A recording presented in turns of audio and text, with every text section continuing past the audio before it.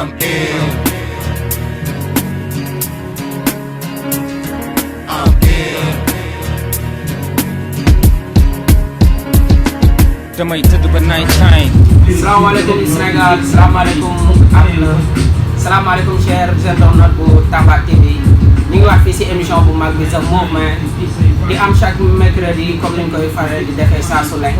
muy émission boo xam ne nii ça parle 100% si culture urbaine du Sénégal yëpp tey nag The Movement mu ngi comme nu mu koy defee di jaajëfal internautes yi di leen souhaiter ba tey une bonne et heureuse année bi dàq bi ñu jógee foofu waaw ñoo xam yéene yàlla suñu borom mottali ko ñëpp cat ba cat mais tey The Movement dafa xaw a particulier à 100% parce que tey The Movement ñu muy dalal kenn dootu leen présenté ci scène musicale bu Sénégal d'abord balaa ñuy wax bu Tamba bu Sénégal kenn dootu leen présenté tey moom du ma fi nekk di jël ay trophée wala di wax ay seen parcours parce que ñii seen parcours bu ñu koy wax bu ma ko naree wax pratiquement 25 minutes yi 30 minutes yi day jàll te du jeex tey juste j'ai l'honneur et le plaisir ma dalal fi ay gars yoo xam ne nii dañu accompagner ñun suñu jeunesse képp koo xam ne nii pratiquement si 91 92 ba 93 nga judd di suivre le monde des cultures urbaines bu Tamba grand yi dañu la gunge grand yi dañuy yàgg dem concert di la bégal da nga yàgg dem concert di toog xaar grand yi jouer parce que apport bu ñu amal le monde culturel apport bu ñu amal les cultures urbaines bu Tamba ñu am respect bu 100% respect boo xam ne nii à l'unanimité ñëpp leen respecté si seen attitude d'abord si seen comportement si seen yar musicalement ñu ngi si high level bi sincèrement musicalement grand ñu ngi si high level bi tey grand su may présenté émission bi ak xol bu sedd la ak honneur j'ai le plaisir tey ma dalal fii African Vibes xam naa yéen a ngi yuuxu fu ngeen toog di kontaan mais tey African Vibes la ñuy dalal fii si Tamba TV ma commencé ak sama grand maa leen di nuyu di leen dalal si Tamba TV. yaa ngi jëf di leen nuyu xam nga kenn ku ci nekk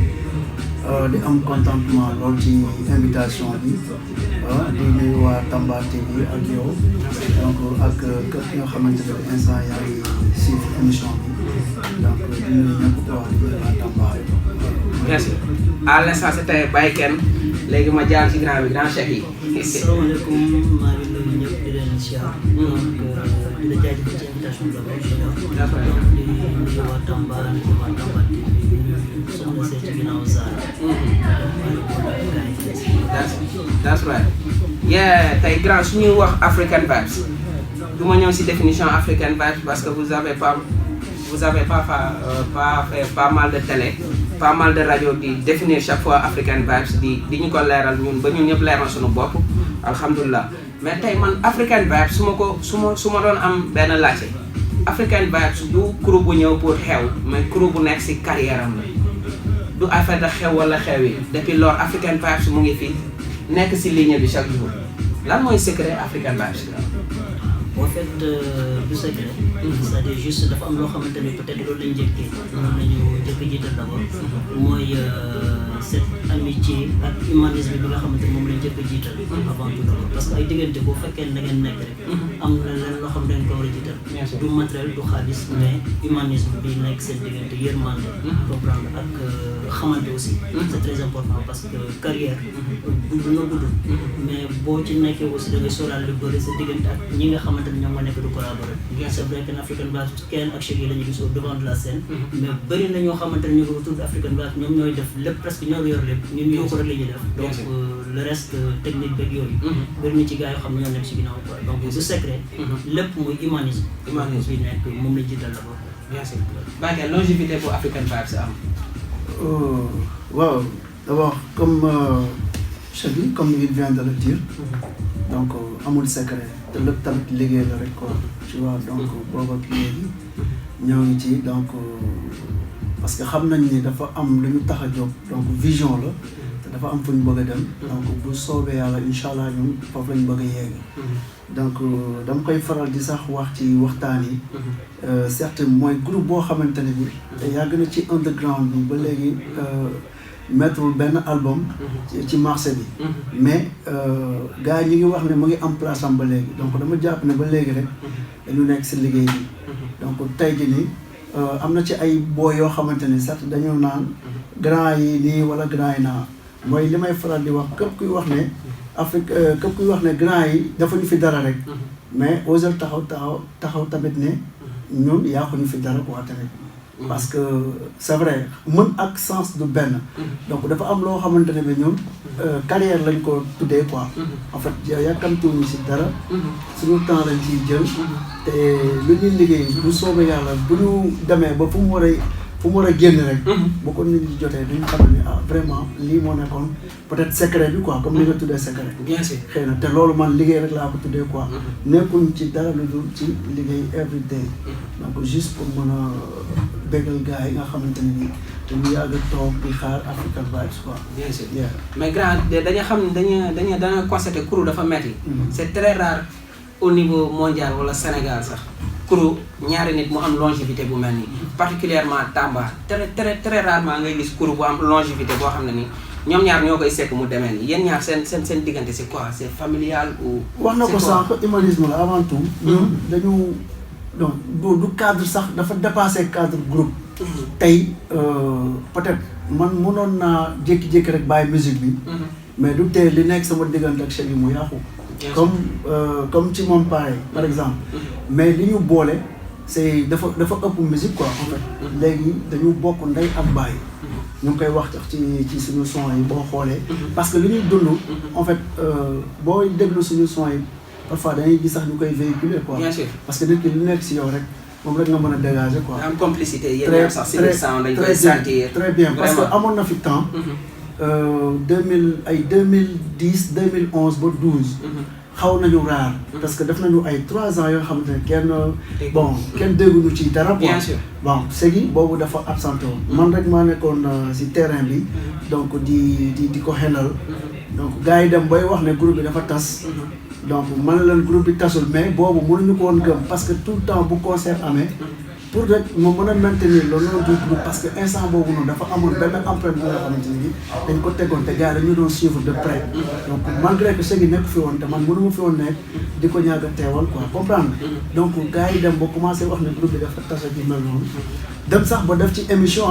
ñu indi confirmation que ni groupe bi tasul mais teewul gars yi topp di ko wax 2012 la ñëw ñu defaat rencontre bi après tam benn sant tuddee ko Foninké bi d'ailleurs sax moom moo daw ba nekk tour festival bi tey quoi donc juste pour xamal gars yi que ni diggante bi li ko laal du loolu moo ko tas quoi. bien sûr voilà mais en parlant de Foninké nii African Vibes boo ko déggee chaque jour dégg impression mandingue bi chaque jour boo xoolee African Vibes identité mandingue day feeñ mais lan moo waral loolu te gis nañ ay rapports yoo xam ne dañuy nekk séeréer ñi nekk pulaar ñi nekk bambara mais soo leen liiree doo gis identité seen ethnie en général mais African Vibes boo nee African Vibes rek su yow soo amul sensation boobu ku nekk sa wet da lay wax carrément directement mandingue. donc benn côté dama naan chaque fois l'artiste dafa am benn affaire boo xam ne da nga ko war a jiital d'abord mooy vendre sa destination bi parce que déjà bu fekkee ne yow tu te dis ambassadeur dafa am loo représenté fi nga xamante ne foofu nga nekk da nga ko war a représenté d'abord je sais pas na comprendre du seulement le fait par exemple ñuy sentir am na anglais am na wolof am na bambara ki mel noonu mais man je me dis souvent pourquoi ñuy làkk anglais français te pourtant mënuñoo làkk bël séeréer njaago wala whatever comprendre boo demee Fatick boo demee Thiès boo demee feneen ku ci nekk am na si benn boo demee Fouta même. Fouta am na ay rapport pulaar Fatick y a des séeréer qui rappent bien en séeréer. sama boy bi moom macha allah man leen bi moom da ko maîtriser. bien sûr moom da ko lekk quoi macha allah donc mandingue bi c'est pas juste dañuy jéem a véhiculer benn affaire mooy le mélange entre la culture urbaine la culture comment dire encore traditionnelle. la musique moderne ak la musique traditionnelle. comprendre le tradi moderne dañuy jéem a mélanger parce que chaque fois dañ naan Sénégal dañoo xaw a complexe ci benn côté. mooy bu fekkee ne yow benn séeréer nga. ragal nga wala ñu am nga complexe wéy en séeréer. te pourtant da ngay dem Nigéria gars yi seen langue la ñuy nekk di wéy mais pourtant ça marche jusqu'aux États-Unis. bien sûr les Américains yi quittent les États-Unis partir au Nigéria def ak ñoom featuring. bien sûr c'est parce que dañ ko gëm. bu fekkee nag au Sénégal ou à Tamba ñun am nañu diversité boobu noonu. te ñëwuñu ko exploiter aussi franchement là je dis que voilà on a un peu forcé la donne quoi. bien sûr sooy seet loolu mooy def particularité Tamba loolu mooy def forum diversité bu am Tamba c'est très rare nga gis ko am na tukulóor am na séeréer am na pël am na kii man je suis séeréer mais je suis né à Tamba je suis donc séeréer de Tamba. Bayken revenons un peu Bayken de souvent mooy li ma doon wax sànq maa ngi ko doon waxtaanee Bayken boo déggul mandingue peut-être mais musicalement techniquement ni ngay woyee c'est hors norme c'est hors pair da nga jàng woy Baye Ken da nga woyantu da nga nekkoon si cant yi lu xew nu mu ñëwee. waaw en fait dama woyantu parce que tey képp ku nekk ci game bi xaw ma léegi mais bu njëkk ba je pense que sax ba léegi loolu moo am quoi bon ñun temps yooyu yab-yab lañ ko tuddee woon quoi parce que dafa am ñu doon rap am ñu doon yab-yab maanaam ñi nga xamante ne dañuy toppandoo li rappeurs yi di def ñu tuddee ko yab-yab quoi noonu lañ ko débuté te man rap dafa ñëw en deuxième position mais dama yàgg bëgg ay musique bu mandingue parce que sama gaale pratiquement musique yooyu la ñuy déglu donc dama yàgg déglu genre musique yooyu noonu peut-être à travers déglu boobu ma doon am ci musique yooyu noonu moo ma may à ce que tey ma mën a imposer wu ci sama langue xam nga ci musique bi ñuy def quoi tey. bien sûr chaque yi Baye Ken day woy en mandingue souvent mais pour nga suivre Baye Ken si musicalement techniquement pour nga suivre ko il faut nga entraîner wu il faut nga nekk à la recherche il faut nga nekk dans le monde typiquement di hip hop nan ngeen def ba yéen ñaar ngeen trouver équilibre yow ak Baye Ken équilibre bu ngeen am musicalement nit su leen di déglu sax day kontaan ko. ok parfois même on dit que des fois bu ñu nekkee ba studio comme on dit comme le son ñibbisil bu ñuy ñëwee man damay jékki-jékki rek may indi beat bi kenn mu déglu ko ma jékki-jékki mën na ko bii dañ ciy def son bon ma taxaw mën a ma ubbi micro na ma enregistré donc comme moom mooy prise man ma jël woy li may woy ba pare kenn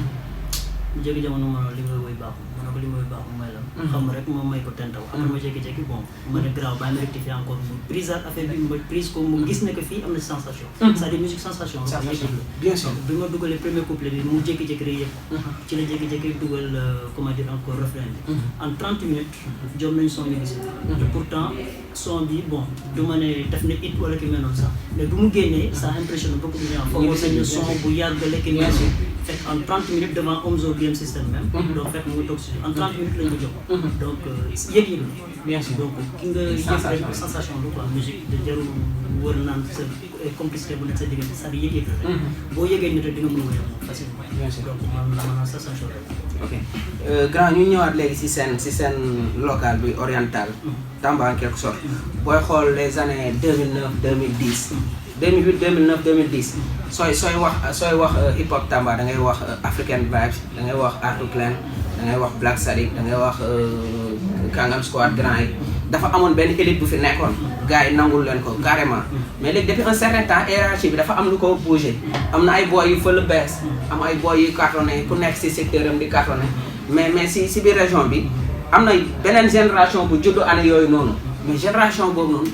dafa am mouvance bu ñu topp mais African Vibes mu ngi fi ba tey mais African Vibes est-ce que ñëwaat na est-ce que xale yi tey xam nañu African Vibes est-ce que concert booy yu am 13 ans 15 ans 17 ans bu ñu nee African Vibes am na lu leen di retenir à ce que ñu taxaw seetaan African Vibes. African Vibes je peux dire que c'est 20 ans de carrière. Bien sûr. 20 ans donc boo calculer 20 ans. Cette nouvelle génération qui est en train d'écouter du rap. donc mun nañu dafa mel ni benn ma jëlal ma ñoom Wu-Tang. boo ma ko laajoon yenn booy xam ne c'est tour boo xamante ne c'est très simple donc am na yoo xamante ne mais génération bi xamuñu Wu-Tang comprendre am ci yenn groupe yoo xamante ne man am na ay jamono mes laa doon seeti wala suppa ñoom laa doon dem mënaa leen jox leen may son donc ci ñoom laa doon espérer bi parce que ñoom yooyu lañ doon déglu mais ñoom li ñu doon déglu jamono jooju noonu boo ko delloowaatee tey nga jox ko booy xamuñu leen tout récemment maa ngi am benn booy bu may laaj ma ne ko ndax xam nga comment dire encore Nix bu Kanchooli mën ma xam donc là y a problème c'est-à-dire dafa mel ni ñoom dañoo juddu tombé benn génération accompagné wu génération boobu ñu déglu musique boobu noonu quoi musique pour 20 ans musique 20 ans la musique 30 ans musique 30 ans la Salif Keita mënoo judd 2000 nga koy déglu di dégg bien sûr mais est-ce que African Vibes mu ngi jéem a adapté wu ak mouvance boobu parce que public boobu noonu tam ça ne représente pas mal si au niveau local public bu am doole la est-ce que African Vibes mu ngi jéem a adapté wu pour mën a am si public boobu noonu benn philosophie lañu am on est toujours authentique ci li ñuy def c'est-à-dire duñ topp mouvance. On est toujours authentique sur ce qu'on fait. On essaie de faire la musique, on mélange, mais toujours authentique ci li ñuy def quoi. Man soo ma ne woon rabal tey damay di problème. Bien sûr. Comprendre donc j'ai un peu perdu l'âge na ma di mais pas d'abord aussi musique bi ma nekk def xam nga lu ñu koy wax sax yëg-yëg lépp yëg-yëg la ci musique quoi. Comprendre donc mënuma génération 2000 bi peut-être am na musique boo xam ne moom lañ gëm man su ma jékki-jékkee bàyyi li ma doon def ma naan damay ñëw defaat benn musique boo xam ne pour top génération boobu day nekk ci man am na benn public boo xamante ne mën nañ déglu sama musique donc je vais essayer de me contenter ci public boobu noonu bu fekkee ne public bi yëpp nañ seen bopp ci musique may def donc mën nañ ñëw aussi fekk si musique grand bu ngeen tegaloon bitu track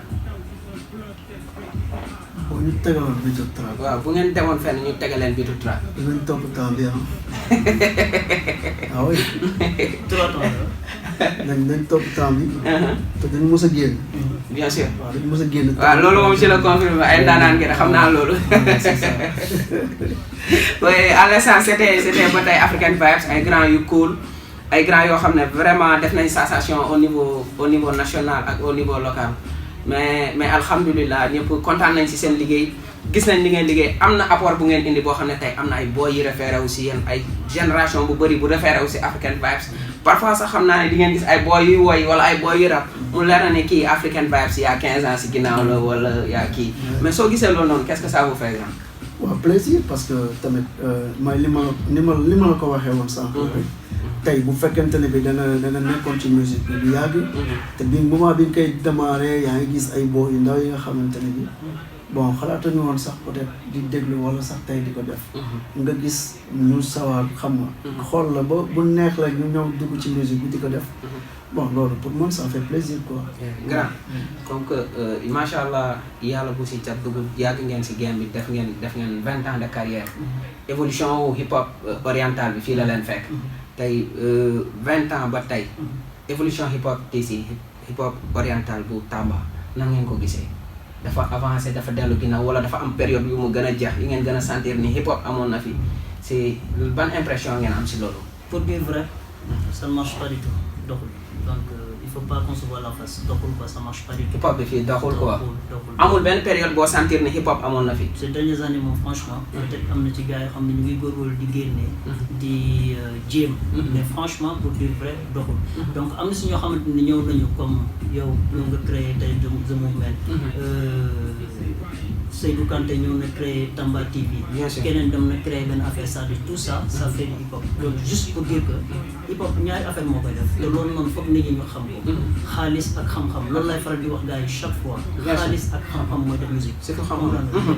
loolu bu fekkee ne amu ci rek day xaw a doy néew mën a xam-xam amu ci mais xaalis amul bien xam-xam am na mais peut-être voilà mooy loolu mais xaalis moo manqué donc xaalis boobu noonu foog ñu def ko ci pour mu mën a dox lépp loo mënta def te bokkoo ci xaalis waaye comme ni mu ko waxee ah dëgg la parce que tey Tamba tout le monde sait que xam nga il est bourré de talent quand on parle de talent là on n'en discute même pas bien sûr booy bu ndaw boo ci gis ci depuis ci karawam ba ci catuweem talent la quoi bien sûr donc mais problème bi mooy dañu war a ñëwaat dañu war a delluwaat à la source ñu xool c'est quoi le problème exactement malgré ak talent boobu yëpp tey da ngay génne sa produit mu def bruit benn jour le jour au lendemain nga xëy dootoo déggati dara bien sûr donc pour man ne ko kii waxee la parce que tey ci monde bu ñu nekk tey musique moom boo ko bëggee def il faut nga taxaw financièrement foog nga taxaw xam nga ak ci côté xam-xam beeg yooyu parce que boo amee xaalis aussi il faut que nga xam tamit naka nga koy dérouler bien sûr donc ñaar yi ñoo ànd quoi mais est-ce que tey jotul acteur culture urbaine bu Tamba yëpp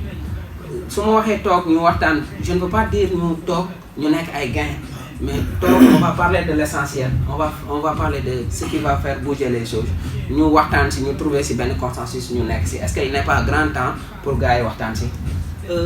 fii il faut benn affaire kese moo mën nekk c'est-à-dire on peut pas tout le temps appeler les gens ñu ñëw toog ñu waxtaan mais du concurrence du maa la dàq ma loolu nañu ci saw ni mais ci jëf yi nañ fekk si wante c'est très important parce que bu fekkee ne comme par exemple yow yaa xewle man ma toog sama koñ ne du ma dem parce que xam nga esprit rapport parce que ouais donc nañ bàyyi dépasser loolu état d'esprit boobu nañ ko dépasser c'est-à-dire nañu ñun ñooy mën a joxante suñu biir d'abord parce que il y a une chose boo xam ne c'est très important te ñun ñu ngi taxaw di ko seetaan mooy le public est en train de fuir bien sûr et le public quand ça fuit l'argent du am entrée bien sûr affaire yi dafa mel ni da ngay entrer la ak sortie da ngay dugal pour mu jural la dara bien mais sûr bu fekkee ne yaa ngi nekk dugal jural la dara là y a problème donc ñi nga xamante ñoom ñoo war a dugal ñoom ñu ngi fuir d'abord est-ce que duñ jéem a xool nan la ñuy def ba récupérer ñooñu mooy le public d'abord après ñu jéem a xool ñun suñu biir nan lañ koy noonu rafetale bien sûr junior bu xewle mu jékki-jékki mën ma xewle naa man moom bu fekk nañu rafetal wax ci jëf yi lépp te ñu xam ne du concurrence fii concurrence amul ku ci nekk da ngay def dara pour ne man damay def pour que li hip hop mu dem mais dama defuma ko pour jiitu nañ bàyyi loolu du concurrence voilà en fait dooguma sax li mu wax c'est-à-dire c'est juste que amoon na benn discussion moom son am ak benn problème comme quoi que parce que ñun mooy comme li ma la yàgg wax defoon nañ stand by quoi janvier 2018 bi la ñu ñëwaat ak son BBC mais temps yooyu ñu toogoon dama dajak produit bi mu may laaj quoi man a yow tey naka nga gisee mouvement hip hop bi dox na wala doxul ma ne ko boo may laaj ma ne ko li may wax mooy naan doxul ma ne ma bon juste après xam naa mu am du ko dépassé ci wax ji quoi mais mënuloon comprendre li may wax laa la quoi parce que tey mënuma tuddee hip hop bu dox nga ne tey African Vibes moo am programme par exemple camp militaire wala camp sapeur léegi pour ñu tuddee ko dox na il faut que les rappeurs ñoom ñooy jënd ticket pour ñëw assister loolu mënuma ko tuddee dox na bien sûr xanaa kay bu ñu koy def dañuy sentu public bi ñëw en masse ñëw dugg jënd ticket parce que loolu moo tax ñu koy def mais man par exemple tey musique bu may def defuma ko pour sama moromu musicien par exemple rabuma pour sama moromu rappeur woy ma pour sama moromu woykat donc damay woy juste pour public bi donc ce public là moom lañ soxla bu fekkante tey damay teg programme alors que rappeurs yi yëpp ñoo koy ñëw di feesal donc là mënuma comprendre li ñu tuddee hip hop bi dox na quoi voilà mais man grand est-ce que c'est pas est-ce qu'il n'est pas grand temps tamit artistes rappeurs yi ñu bàyyi di maye plein air le plein air il est hip hop le plein air il est urbain le plein air il est 100% underground ñun ñëpp a bëgg plein air moo ñu gënal sax ay salles mais pour que l'art faire vivre son nom est-ce qu'il n'est pas grand temps artistes yu Tamba commencé nangu dugg ci salle yi même bu dee par 5 personnes ñoo ñëw 10 ñu xam ne lii lañ am ñu commencé di dund ci seen art pleinement parce que man j'en ai vu beaucoup de rappeurs yoo xam ne ni tey rap kese la ñuy def pour dire vrai faut pas ñuy wax rap ak kii rap kese la ñuy def te rap bi ba tey ñëwagul en retour te ñoom ils ont pas perdu pas mal d'années ci hip hop est-ce qu'il n'est pas grand temps rappeurs jël ay initiative dem ci salle yi waaw c'est vrai li nga wax ni tamit dëgg la parce que xam nga loolu yëpp énorme de job tamit la laaj quoi loolu yëpp liggéey la quelque part dama doon waxtaan di naan kii bi dañ ko war a delluwaat sax ci mbedd mi parce que dafa am pour man étape bu ñu brûlé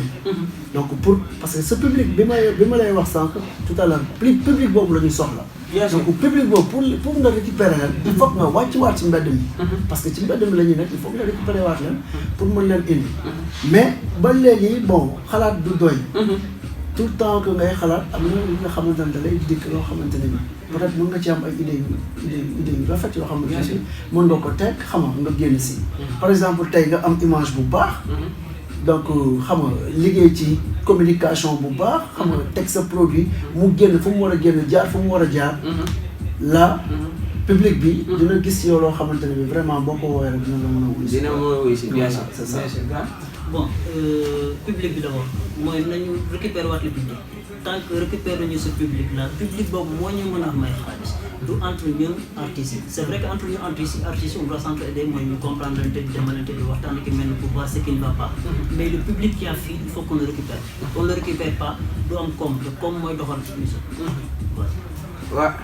à l'instant c'était ba tey ay grands yoo xam ne ni ay grands yu exceptionnels ay grands yu pesé yu xam yu nekk seen wéy depuis lors mais grand on va venir un peu si festival bi festival urbain bu Manday muy festival boo xam ne mu ngi si première édition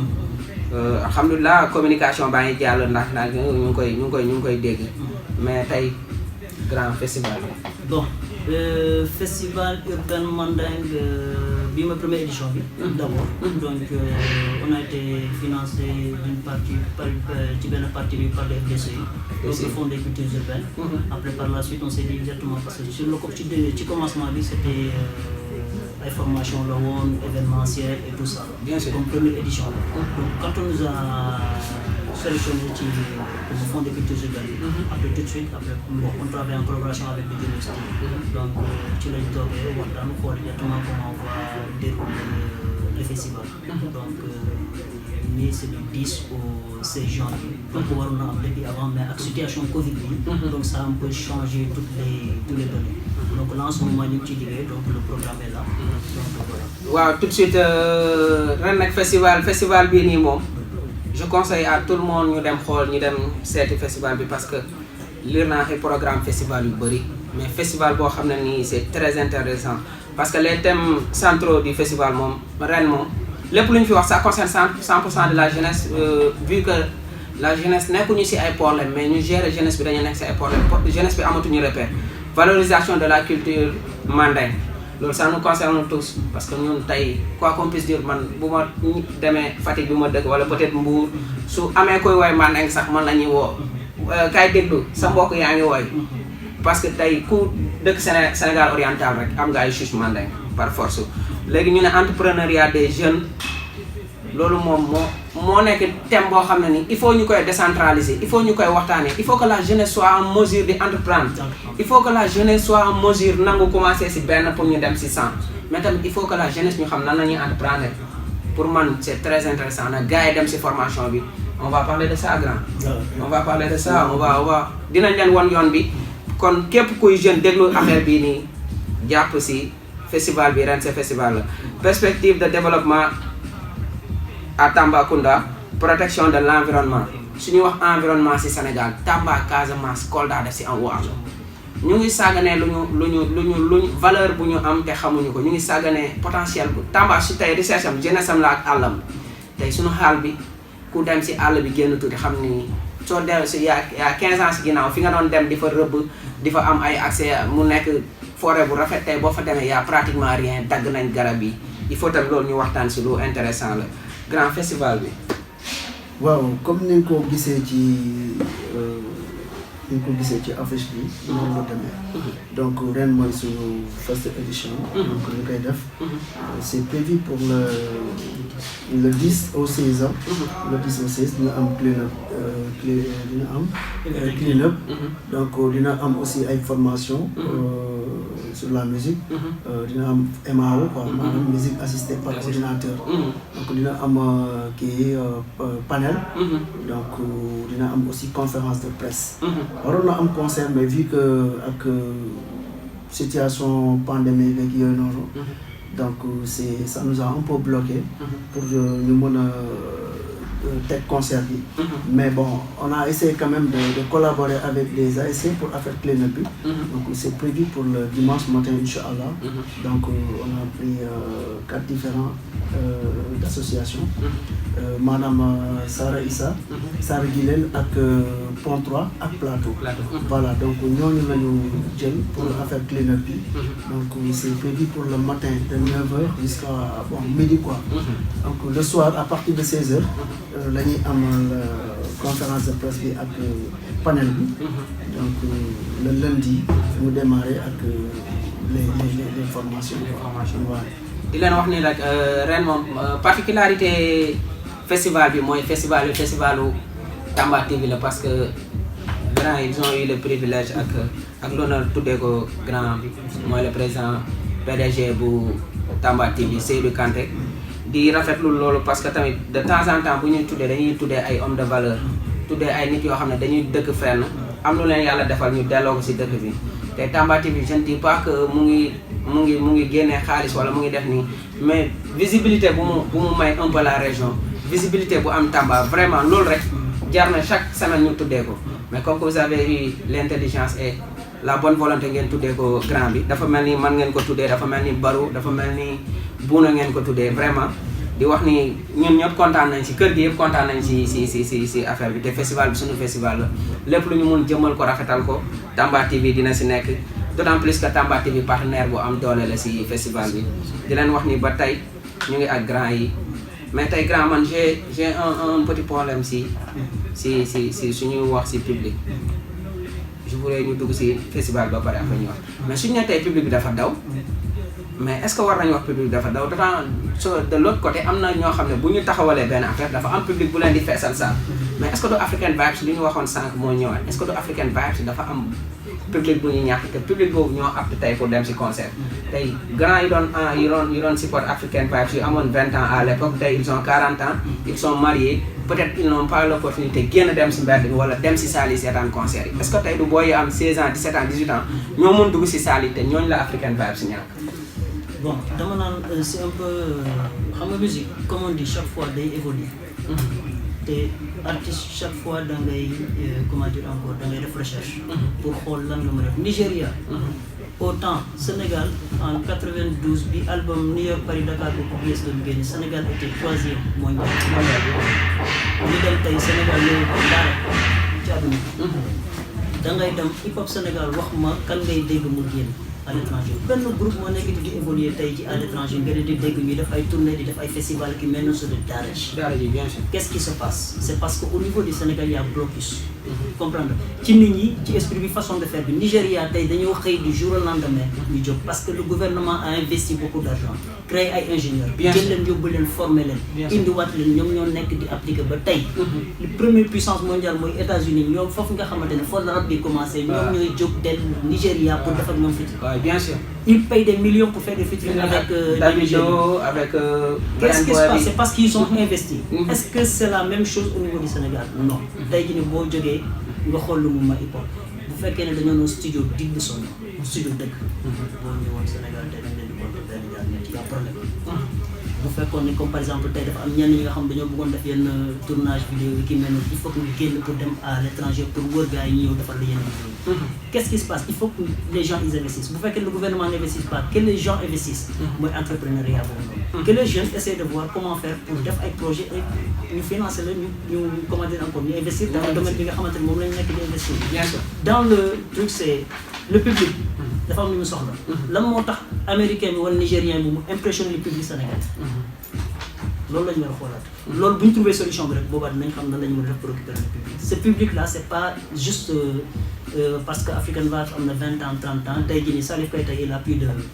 combien d'années d'expérience mais tey jii nii mu ngi wéy Bien sûr. te gars yi ñu koy déglu les mêmes personnes qui l'écoutaient autant ñu koy doon déglu te tey jii nii aussi am si ñenn nga xamante ne peut-être génération 2000 ñu ngi nekk di ko déglu. Bien sûr. comprendre que juste mu ngi dépendre ci nan ngay def pour jaay yow sa œuvre mu am accessibilité. Bien sûr. lu mel ni Tamba TV tey mel na opportunité African Vibes ñoo toog fii ñi nga xam ne xamuñu woon tey dinañu découvrir xam ne ñi ñooy African Vibes accessibilité bi visibilité bi loolu c'est très important ci artiste loolu boo ko ci defee rek voilà investissement la. Grand banquier. waaw bon moi je me dis que du public comme ni nga ko waxee sànq. public boobu dawul sax African Vibes parce que la preuve bi ñu toogee 4-5 ans yi nga xamante ne dañ ko absenté ci côté scène bi ñu ñëwee avant ñuy ñëw dafa am ay wax yu ñu doon dégg sax d'ailleurs naan est-ce que bu ngeen ñëwee da ngeen di retrouver waat parce que booy yi nii xam nga comment se expliquer. Voilà, évolution bi dafa am. merci beaucoup te sànq si mu ngi la koy souligner. Bien sûr. ñu ñëw juste ci la ñu collaborer ak IGT. maa ngi nuyu Ali Bouna de passage mu ngi def mu ngi def liggéey bu important. Vraiment il est fantastique pour le groupe African Vibes. en tout cas ñun amuñu fayam quoi. yàlla lañ koy bàyyi. il est fantastique. walla Bouna. léegi bon bi ñu commencé moom bi mu ñëwee. di liggéey ak ñun. dafa am ay sart yi nga xam moom la ñu teg pour liggéey ko. mu sas ñu ne lii ngeen di def man ci lii laay def. automatiquement sa waay imat comme ni mu ko waxee sànq noonu la demee fekk ma studio maa ngi toog xalaatuma sax ne tey dinañ créer benn son boo xamante ne bi dafa war a génn comme single. ci la ñëw mu ne ma dugalal bii ma dugal. mu dugal voix dugal. ñu commencé def ay échange tak ba ñu trouvé xam na ne bii la. ñu jox ko son boobu moo génn en 2018 janvier. mais bi son bi génnee ñi nga xamante ne ñoom ñoo doon wax mais kenn waxatu la ah yee. kon African Vibes mu ngi fi mu nekkoon ba tey dafa mus a jógee. parce que lenn la loo xam dootul c'est-à-dire man tuddeewu ma ko sax man quoi en fait du écouter. mais maîtrise la quoi parce que tey macha allah yàlla may nañu loo xamante ne bi tey pour man li ñuy ñaan yàlla rek mooy xaalis bi na ñëw. bu xaalis bi ñëwee rek nañu. grand am ngeen xaalis grand yi am nay xaalis. non amaguñu xaalis. Baro waxal boog. non xaalis dañuy seet bàyyi. xaalis dañuy jàppale quoi ñu am xaalis bu ñu amee xaalis rek. incha allah dinañ xam yan valeur la African Vibes. à un moment donné les cultures urbaines léegi pour nga def ko il faut nga am le minimum. waaw mais c'est ça foog nga am le minimum. parce que tey munoo lépp loo xamante ne bëgg nga ko def ci cadre musique rek. xoolal li may njëkk laaj mooy xaalis. bien sûr. parce que tey am na ñi nga xamante ne ni pour ñu jàllale sax xam nga ci seen i émission wala waaw yaa ma gën a xam parce que tey dañu jël lépp xam nga Tamba def TV ko bokk si affaire fii Kratos non, la non, non, Tamba Junior TV. Underground number uno waaw d'accord mais comme Yow su man. may wax ci yenn scènes yi laa non di je wax sais quoi. je sais that's right ci yenn scènes yi laay wax parce que gars yi léegi dañoo créer affaire de lobbying c'est-à-dire tey ñi may xoolee mouvement hip hop Sénégal tey affaire bi demeewul par mérite de talent quoi du talent mooy est-ce que fay comprendre nga parce que tey yow damay toog ma gis kenn ku fël di toj monde bi di toj Sénégal quoi laay bëgg a wax parce que du monde di toj Sénégal alors que kii nii wax ñëpp di naan kii gis naa koo xamante ne bi benn 30 minutes am liggéeyam xajul si kii xajul si donc àdduna. pour xamal ne dafa am benn lobbying boo xamante ne tey yow Junior bu fekkante ne bi tey yow mosoo jël micro wala comme benn bëru léegi tey suñ ko bëggoon def musicien mu cartonné léegi dañ ko def te day cartonné that's right donc dafa am loo xamante ne dañ ko ci comprendre quoi waaw processus la quoi voilà moo tax loolu noonu ñuy ñaan ñu ngi koy ñaanal ñëpp yal nañu yàlla may xaalis ñun artistes ñun ñëpp amiin parce que bu ñu amee xaalis rek dañuy dem quoi parce que xam nañu yoon bi quoi. valeur baa ngi fii Voilà, c'est ça. talent baa ngi fii Tamba moom grenier bu spécial bu hip hop Tamba c'est une ville très hip hop man je sais pas yàlla suñu borom dimbali na ma def naa région yu bëri si Sénégal mais Tamba il est très hip hop soo fi ñëwee rek da ngay sentir dëkk bi dafa hip hop les jeunes sont hip hop même la région il est hip hop waaw tey boo xoolee par exemple dama lay jox benn exemple ñun dañoo am benn problème au niveau de Tambacounda te loolu fallait que ma souligner ko ci émission bi. vas-y yaa ngi gis ñu ngi organiser benn festival. xoolal partenaire yi. ouais c'est-à-dire il faut que les gens ñu am benn bàyyi xel sur les artistes. Ce qu'on fait c'est de la musique ça vend. Destination Tamba lañ nekk di Bien sûr. jaay. Que ce soit African Vibes que ce soit Kangam que ce soit Soul of ainsi de suite destination Tamba lañ nekk di jaay. bien sûr Le maire du toog ci bureau il est là pour qui? voilà Le président du conseil départemental il est là pour qui? Keneen ak keneen ils sont là pour qui? Mais pourtant man des fois damay gis les artistes ñu ngi dem envers ces gens là di leen solliciter ci seen événement gis nga le peu de sous là bi ñu leen di jox c'est rien yëg-yëg la boobu yëg-yëg bi dafa am solo. mooy mu def ci ëpp solo non le respect bien sûr parce que ceux ñi nga xamante ne moom ñoom ngay wooyee boy rappeur bi ce sont ay entrepreneurs bi ce sont des hommes mariés ay responsables la bu fekkee ne yow joxuloo leen cër yow la ça te concerne mais de grâce bu fekkee ne ñoom ñoo tax yow nga toog te ñoom ngay représenté fi nga toog te ñoom ñoo la fa teg delluwaatal ci ñoom nga jéem a xool nan ngay liggéey ak ñoom parce que c'est très important da ngay dem Dakar waree ba dëkk boo munti dem les autorités dañuy fekk si seen artistes yi dina ak parce que ñooñu dañuy jaay destination dëkk boobu les cultures urbaines Les cultures mais urbaines. mais grand xam nga loolu tam boo ko gisee dëkk yu ngay lim yu bëri yi ngay am aperçu maanaam foofu le monde hip hop le monde urbain sax dañaa am benn identité dañaa am benn caractère mais à Tamba est-ce que caractère bu ñooñu am est-ce que Tamba am nañ ko est-ce que tey Tamba dara dina yëngu sa xel dem ci les rappeurs est-ce que loolu am na fi tey Tamba le rappeur peut-être maire su leen gisee rek am nañ événement maire bu gisee rappeur Tamba yi rek am na événement président conseil départemental peut-être su gisee rappeurs yi rek am nañ événement est-ce que rappeurs yi de temps en temps dinañ jug dox ne maire fële mbalit benn nekk du yoon parce que fii mun nañ fi def espace nii ak nii ñëwuñu utuñu xaalis dañoo bëgg ngeen def ko nii ak nii ñun dinañ ut ay garab def ko fi est-ce que tamit le monde des cultures urbaines bu Tamba est-ce que ñoom tam ñu ngi dox ay jéego bi ngay wax chaque jour gars yi koy dox fii bëri na fi ay projets yoo xamante ne ay festival yi fi am gars yi def ñu ngi jéem gars yi ñu ngi dem uti koom bi di ko indi di ko defaat mais man je ne parle pas des festivals hormis les festivals est-ce que les rappeurs dañuy jël ay initiatives de temps en temps yoo xam parce que attends je dis souvent ici on a tendance si on parle de festival rek kenn dootu si def loxo xam nga lu tax dañ naan jox nañ leen ay millions yàlla bul ne nag jot nga FDC bi boo ko waxee moom te kuy fii dañuy foog ne ay 200 millions lañ la jox te et puis loolu du dara ay 1 million 500 lay nekk 2 millions whatever du doon lu bëri par contre ak yow li ngay bëgg a def. xam nga dama lay wax benn affaire tey jii nii fonds des cultures urbaines bi liñ ci def ñun moo ëpp subvention bi loolu leer na ma nañ déjà nañu bàyyi stigmatisation boobu noonu Ouais. les artistes xaalis bi ñu leen di jox dañ koy jël réinvestir ko dugaluñu ko seen poche lekkuñu ko les artistes et les entrepreneurs dañuy dem di liggéey man su ma jógoon tey war a organiser benn clean-up wala benn affaire dama war a dem fekk si maire wax ko sama problème mu jàpp si ce qui est tout à fait soxla ma normal 100 francs soxla ma fukki dërëm man dama koy lijjali sama bopp autrement comprendre mais li ëpp solo mooy autorité bi nga xam ne kii nga xamante ne mooy artiste bi ambassadeur la day jaay destination dëkkam. On a besoin de ça surtout. dañoo war a jaay destination Tamba. te ñoom ñooñu ci mën a jàppale bu ñu ci fekk si day metti. bien sûr comprendre nga. donc c' est important appel la boo xam ne dama koy lancer à toutes les autorités ak organismes yi nekk fii nii. am na si yenn caaxaan yoo xam ne gars yi dañu nekk di ci dugal des millions. bien sûr les artistes sont là ils sont en train de se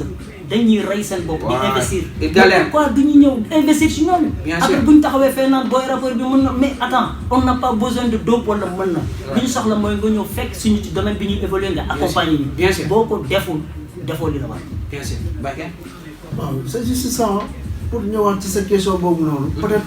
je sais pas xaw ma ñeneen ñi seen niveau mais ñàkkul li nga wax noonu. parce que tamit c'est très important wala ñu xaar ci ay ba ay festival di jot. ñu ñëw ci gars yi pour di leen laaj. ay soutien ci mel noonu. parce que toujours dëkk bi moo ñu soxal quoi donc lépp loo xamante ne bii mbébétu dëkk bi la rek ñun la quoi. xam comprendre nga parce que ñun d'ailleurs am nañu benn projet bi nga xam ñu ngi ko doon déroulé kooku ça n'a rien à voir ak festival bi quoi démb rek ñu ngi ciy waxtaan ak le maire. donc dafa amoon ay quelques réglages yu ndaw yu desoon. donc démb mu ngi ñuy interpellé bu festival bi jeexee dañoo war a ñëw pour continuer loolu quoi. bu naa ma kante comme ça du de passage xam nga loolu noonu mooy li nga wax ni sànq rek parce que ñun du ñu xaar loolu quoi en fait lépp loo xamante ne bi gis-gis la rek peut-être ñenn ñi tamit bu ñu ko defoon xëy na peut-être dañ ko gisul wala ci mel noonu mais tey yoon la ñu am ay xalaat sans mu nekk suñu ay programme mu nekk programme dëkk bi nga xam ne c'est concerné pour la région donc ñu ñëw envers gars yi laaj leen xam nga waxtaan ak ñoom xool nañu mën a def ba collaborer liggéey nga xam ne loolu lañ bëgg pour loolu la ñuy soxla pour dëkk bi quoi. bien sûr voilà. tey moom grand wax dëgg yàlla def naa émission mais j'ai pris beaucoup de plaisir waxtaan ak yéen. vous avez été très constant si seen i pensées waxtaan bi bëri na njëriñ am na solo vraiment bu dee juste am na lu ngeen bëggoon jàllale te jàllul wala on n'a pas parlé de ça vous avez envie de le dire. waaw li ñuy wax lenn kese la mooy en ce moment ñu ngi ci un festival donc le festival Urban Manding qui doit se dérouler du 10 au 16 janvier donc c'est à partir de dimanche dañuy commencer le clean-up donc le matin on a clean-up donc dans 3-4 accès yoo xamante ne foofu la ñu war a def le clean-up donc l'après-midi am nañ benn panel ak benn conférence de presse boo xamante ne dafa war a am au niveau du centre culturel de Tamba donc beneen bi mooy la formation et comment dire la formation donc dafa am volet bari yoo xam ne da ci nekk donc MAO la technique d'écriture musique ak comment dire encore infographie donc boo xamante ne Ali Bouna moo koy gérer donc loolu noonu ça se passe au niveau de Tamba TV donc c'est à partir du lundi au jeudi donc dañoo sóoraale woon élèves yi comme il y a beaucoup d'élèves qui vont participer donc le matin dañ koy def mais dañ koy def l'après-midi de 16h à 20h inchallah donc les parents il y a Seydou Kanté donc moo xamante moo nekk fii ak Papi Danfaxa. Papi Danfaxa un grand très hip hop. non il a contribué très hip hop tellement contribué ci hip hop franchement il a fait beaucoup de choses. One Love grand très hip hop très hip hop. bu ñu amoon ku mel ni moom 10 rek. 10 ouais. fanaaw quoi. vraiment le grand il est très hip hop. grand Baye ñu ngi koy nuyu de passage quoi xam nga donc comme ni mu ko waxee rek donc di wax gars yëpp que ni festival bi festivalu Tamba la. suñu festivalu Tamba la quoi di wax que ni vraiment xam nga programme yi wax nañ leen ko donc ku nekk daal na nga def li nga mën ba teewee ko donc aussi damay ñaax aussi jeunesse bi jeunes yi nga xamante ne bi am na formation donc nañu ñëw ci formation bi surtout parce que ñun loolu la ñu gën a soxla parce que dañu bëgg affaire bi am suivi après quoi donc duñ leen former rek bàyyi mais après day am suivi donc bëgg nañu trop ñu ñëw xam nga inscrire ci formation bi donc affaire bi daal loolu la quoi loolu la waaw di si woo ñëpp nag quoi di si woo ñëpp xam nga di nuyu waa Tamba TV Seydou Kanté vraiment Barouba ak ñoom Barouba vraiment c'est des gars yi nga xamante ne bi spécial quoi franchement Barou il est très hip-hop non Barou il est spécial dem na ba Sidiki Diabaté wéy na ko sa Barouba milliardaire nee naa ko dafa bëri xaalis quoi nee naa ko dafa bëri xaalis mais gëmu ko quoi peut-être xaalis dafa dugg ci compte am te jotul message bi quoi gars yi ñu ngi leen di kontaanee grand vraiment invitation bi kontaan nañ ci trop waxtaan bi kontaan nañ ci équilibré na bëri na njëriñ lu si des nag xam nga ñu ngi invité à toute la population Tambacounda ñu def le maximum pour ñëw si festival bi parce que bëri na si ay affaires yoo xam ne ni ku nekk soo fa ñëwee dina la njëriñ ki nga àndal de passage nag maa ngi nuyu waa Tamba mais di nuyu waa Navétane Kaana waa Kaana Wetaan yëpp maa leen di siyaar waa Pënëga àndal sëñ Fallou gars yëpp maa leen di bégee cat ba cat di bëggee ñëpp di leen wax ni nag grand seen gars yi ba ma leen waxee yéen laay invité ñu si ëpp seen live bi la ñuy insister ñëpp dañ leen bëgg gisaat ñu ngi fi. loolu incha allah c'est le samedi gars yi bëgg nañ leen gis ngeen joué. incha allah j'ai reçu tellement de messages yoo ay gars yoo xam ne peut-être ñii ñu ngi fi ñii nekkuñu fi ñii bañ fi nekk di jàngi African Vibes la leen bëggee. j'ai reçu tellement de messages gars yi ñu ngi leen di xaar bu baax a baax comme seen émission bi ni ñu ko xaaree. ñu ngi xaar seen live boobu noonu. dafa la di leen wax ni rek Magatou Ngolo du fàtte yéen. bu yokkul rek dara wàññeeku. bu dee yokkul rek dara wàññeeku. gars yéen a dégg takkalan ko téere quoi. yéen a dégg African Vibes su may wax noonu. ñu ngi leen di jox dig daje la samedi incha allah live bu extraordinaire. xam naa lu gën a neex plateau bi moom dina jafe buñ ko defee moom mooy hors norme bu baru après ñu tëj Tamba TV ñu dem New York toog vacances. you know di jaajëfal ñëpp jaayeen jëf. jaajëf. waaw di nuyu aussi suñu jigéen bu baax bi Zara Zara même man maa ngi lay nuyu. jaajëf. bra.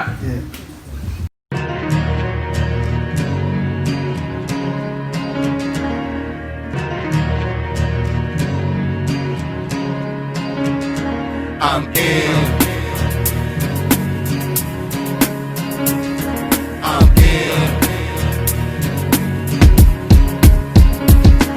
damay tëdd ba night time